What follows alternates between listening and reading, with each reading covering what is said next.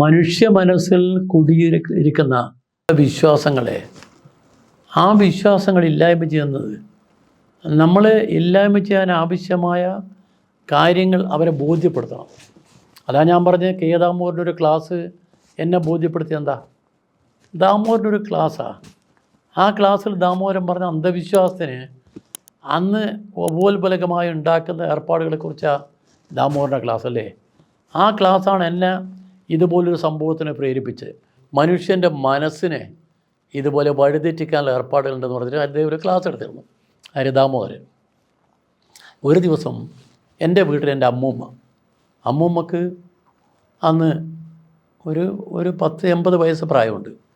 പക്ഷേ അമ്മൂമ്മക്ക് ഇടയ്ക്കിടെ ഒരു ജിന്ന് ബാധിക്കും. ജിന്ന് വന്നാൽ അമ്മൂമ്മ വിറച്ച് വീഴും. അതിനൊരു വഴിയേ ഉള്ളൂ, നേരെ പല മന്ത്രവാദവും കഴിച്ച് ഒരു ഗതിയുമില്ല. അവസാനം അതിന് നമ്മൾ കണ്ടുപിടിച്ച് അവിടെ മക്കാനി എന്ന് പറയുന്നൊരു സ്ഥലം, ഒരു പള്ളി, അവിടെ ഒരു തങ്ങളുണ്ട്. തങ്ങളെ നൂല് മന്ത്രിച്ച് കിട്ടിയാൽ ജിന്ന് പോവും. അപ്പം ഞാനാണ് പോവുക. അന്നത്തെ എൻ്റെ പോക്കെന്ന് പറഞ്ഞാൽ എങ്ങനെയാണെന്ന് പറഞ്ഞാൽ, നമ്മൾ ഈ ഇന്ന് പിള്ളേർ സൈക്കിളിൽ പോകുന്നില്ലേ, അത് സൈക്കിൾ വിട്ട് സ്കൂട്ടറായി, ഇപ്പം ബൈക്കായി ഒക്കെ ആയല്ലോ.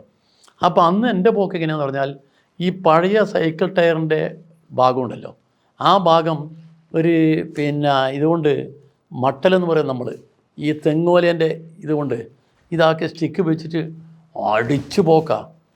ഞാൻ മക്കാനിൻ്റെ അവിടെ പോയി 2 അണ കൊടുക്കണം തങ്ങൾക്ക്. നൂല് അദ്ദേഹം കറുത്ത നൂലെടുത്ത് ഷൂ എന്നാക്കി ഇങ്ങനെ മന്ത്രിച്ച് എൻ്റെ കയ്യിൽ തരും.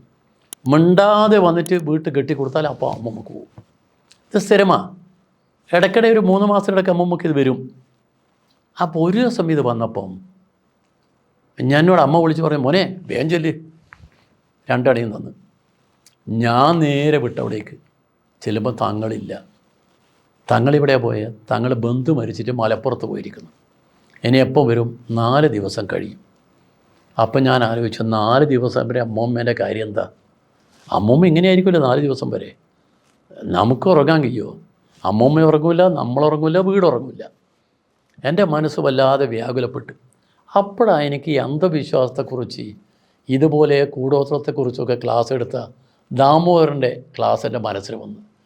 അപ്പം ഞാൻ നേരെ അവിടെ നിന്ന് ഒരു 5 മിനിറ്റ് ആലോചിച്ചിട്ട് നേരെ പോയി അരയണയ്ക്ക് ഒരു കറുത്ത ചരട് വാങ്ങി. അവിടെ ഒരു മരത്തിൻ്റെ ചുവട്ടിൽ ആരും കാണാതെടുത്ത് നിന്ന് ഞാനിങ്ങനെ വെറുതെ അദ്ദേഹം ആക്കും പോലെ ഷൂ നോക്കി ആക്കി. അദ്ദേഹം ഈ തങ്ങളാക്കും പോലെ ഞാനിവിടെ തന്നെ കയ്യിലിങ്ങനെ വെച്ചിട്ട് ഒരൊറ്റ വിടൽ വീട്ടിലേക്ക് നേരെ കൊണ്ട് അമ്മമ്മക്ക് കെട്ടിക്കൊടുത്ത്. അമ്മമ്മ എഴുന്നേറ്റിരുന്നു. എൻ്റെ ആദ്യത്തെ പരീക്ഷണം വിജയിച്ചത്. അമ്മമ്മ എഴുന്നേറ്റിരുന്നു. അപ്പോൾ അതിനുശേഷം ഞാൻ ഇടയ്ക്കിടെ ആലോചിക്കും, അമ്മമ്മക്ക് ഇടയ്ക്കിടയ്ക്കൊന്ന് വന്നാൽ 1.5 അണയൊക്കെ ലാഭമാണ്. 1.5 അണ ലാഭമാണ്. അല്ല, ഇതുപോലെ നമ്മളെ ജീവിതവുമായി ബന്ധപ്പെട്ട പല കാര്യങ്ങളിലും നമുക്ക് അറിവ് വളരെ പ്രധാനം. അതുകൊണ്ട് എൻ്റെ അമ്മൂമ്മേൻ്റെ ഈ ജിന്നുബാധയും പോയി, നമ്മളെ വീട്ടിലെ മന്ത്രവാദത്തിന് ഏർപ്പാട് തീരുകയും ചെയ്തു. ഇത് അനുഭവമാണ്, അനുഭവമല്ല പഠിപ്പിക്കുന്നത്. നമുക്കിതുപോലുള്ള കാര്യങ്ങൾ നമ്മുടെ ജനങ്ങളെ പഠിപ്പിക്കണം, ജനങ്ങളെ ബോധവൽക്കരിക്കണം. ആ ബോധവൽക്കരിക്കുന്നതിന് പകരം നമ്മളിപ്പോൾ പോയിട്ട് തർക്കോത്തരം പറഞ്ഞ് ജയിച്ചുകൊണ്ട് മാത്രം കാര്യം തീരില്ല.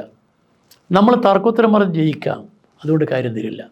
നമുക്ക് സമൂഹത്തെ മാറ്റിയെടുക്കാൻ, സമൂഹത്തിൻ്റെ വളർന്നു വരുന്ന ഇതുപോലുള്ള സംഭവങ്ങൾക്ക് ഒരടിസ്ഥാനപരമായ മാറ്റം വരുത്താൻ നമുക്ക് കഴിയണം.